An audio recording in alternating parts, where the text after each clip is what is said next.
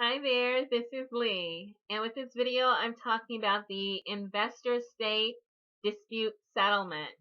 The reason why I'm talking about that is because there has been some conversation about the Trans-Pacific Partnership, and people describe it as a trade agreement, and there is vague talk of, oh, it's going to hurt our jobs, it's going to hurt our salaries, it's going to hurt our labor, but that's not all it is. In a very short nutshell, the investor-state dispute settlement is actually considered treasonous by some people. And the reason being for that is that it would overrule, supersede our U.S. Constitution as it stands, and also our legal system and our court system. We would have no protection from these multinational corporations because rather than the government regulating the multinational corporation with the investor state dispute settlement, the multinational corporation would regulate our government. And when I say government, I mean we, the people. We would never more have a government. We would have corporations and an oligarchy running our day-to-day lives. And they have not done a great job so far with their tentative moves with controlling our government. They've been very irresponsible, putting profits over people.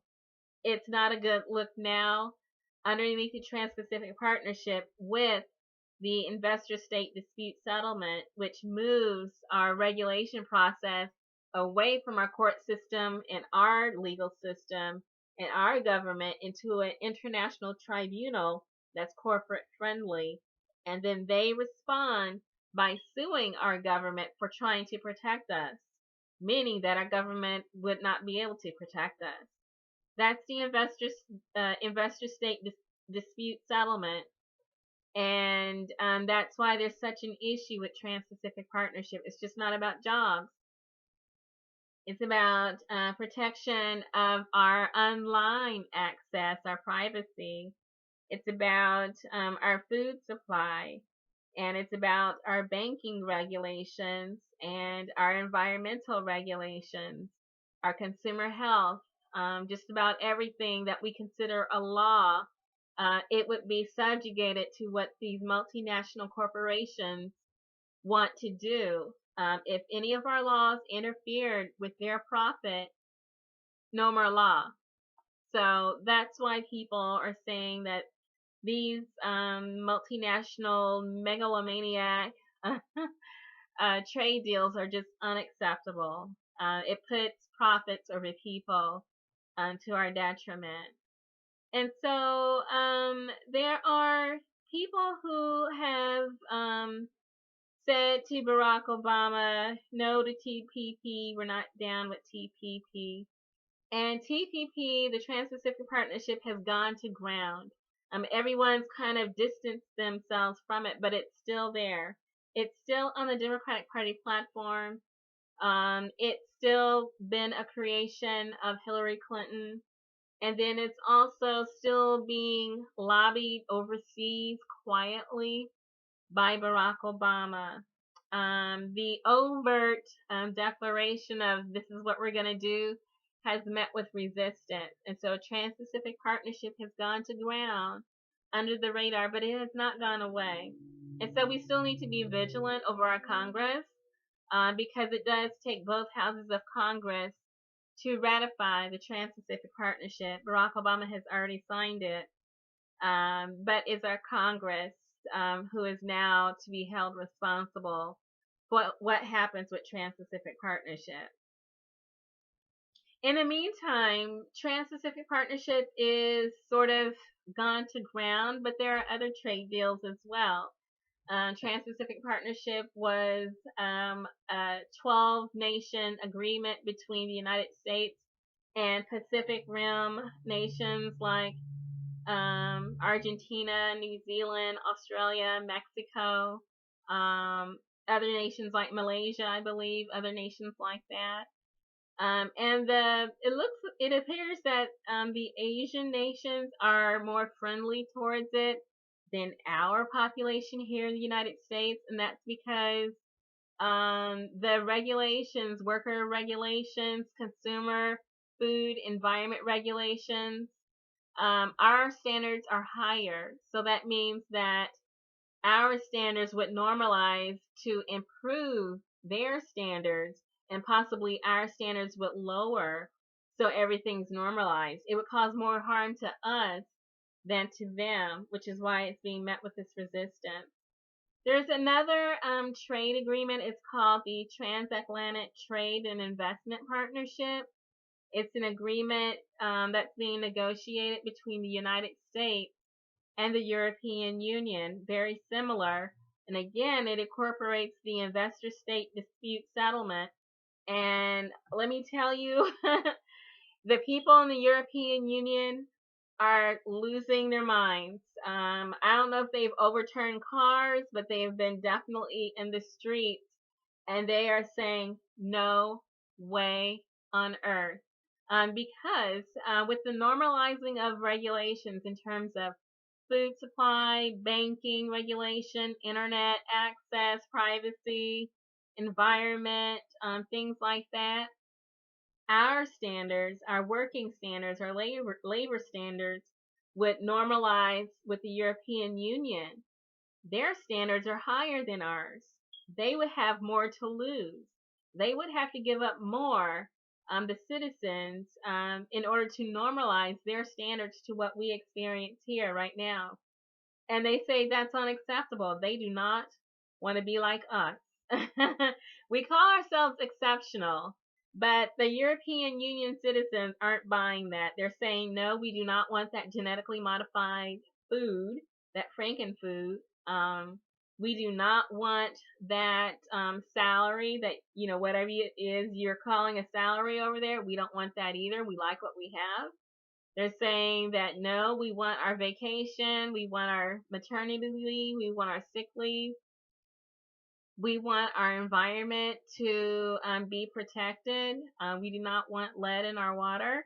We do not want fracking. We don't want what they have over here, meaning us. They don't want to be like us because their standards are higher. They have more to lose. And so while we're fighting Trans-Pacific Partnership over here, because we don't want to normalize with the Pacific Rim and the Asian nations, European Union, they're fighting the Transatlantic Trade and Investment Partnership because they don't want to be like us over here. And then the European Union is actually fighting on two fronts because there's also another trade deal, and it's called CETA.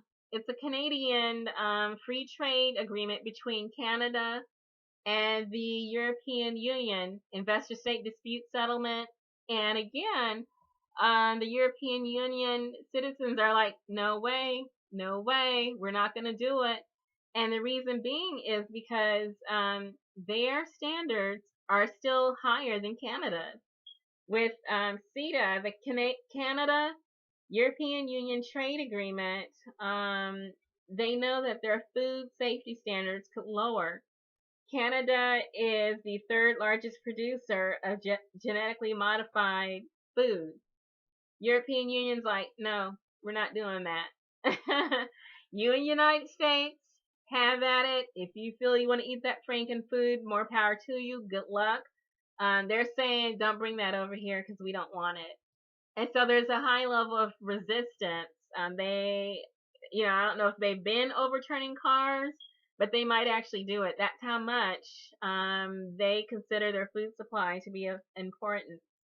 And so that's what's preventing these two trade deals from going forward. Well, three. European Union's resisting Canada and then our trade agreement. And then we're resisting our agreement with the Trans-Pacific Partnership. And there's others. There's TISA. There's just unlimited supply. You kind of kill one trade agreement, another one comes along, and they're like, well, how about this one then? So there's no end. And the TISA is the Trade and Services Agreement, which is a 50-nation agreement, trade and services agreement, and it's pretty massive. It's like a privatization agreement, and it's covering everything from finance to education. And it's basically citizens, workers, labor, ordinary people who are being threatened with subjugation to the will of the oligarchy. And so that's why there's just this massive resistance. And even here in the United States, I mean, I think some of our political parties have been trying to figure out a way to frame this as a partisan issue, so they can say, oh, those Republicans, they're just blah, blah, blah, blah. And it's Barack Obama who is trying to push the Trans-Pacific Partnership and the Transatlantic Trade and Investment Partnership. And, it's not a partisan thing. There's a resistance on the right and the left and the center and just anyone with common sense who knows what the investor state dispute settlement is, how it's going to subjugate our government, and how these multinational corporations will regulate the government rather than the government regulating the corporations. And it's obscene. It's unacceptable. It's definitely it's not even constitutional. And so that's why there's just been this overwhelming resistance to it.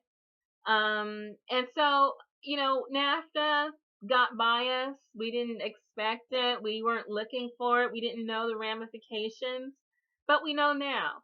And even we knew, kind of right around after NAFTA as well. I mean, the battle in Seattle was like 1998, something like that, like 4 years after the ratification of NAFTA. This high level of resistance built up to these free trade agreements and the impending oligarchy rules that were like coming down the pipeline. People saw that coming and they resisted the World Trade Organization. And now, there's been consistent resistance to these trade deals, and they just keep coming left, right, this one, this one, this one. And so each time one goes to ground, another one pops up, and people say, well, okay, how about this? And an investor state dispute settlement is still there. And so I'm going to leave some links in the video if you want to do further reading. And just know that while TPP has gone like a little bit quiet under the radar, it's still there. We still have to be vigilant. We still have to watch our Congress in the lame duck session. We have to watch Barack Obama all the way through December so we don't get some last minute ta-da kind of thing, like with, Bill Clinton's Glass-Steagall. Things like that slip in the back door while we're not watching over the holidays or right before the holidays. And so it's good to stay vigilant, to be informed, to know what the oligarchy is trying to do. They don't even want to leave us a little. They want it all. They want it all, and they should not get it if we have the will to fight against it. Good luck.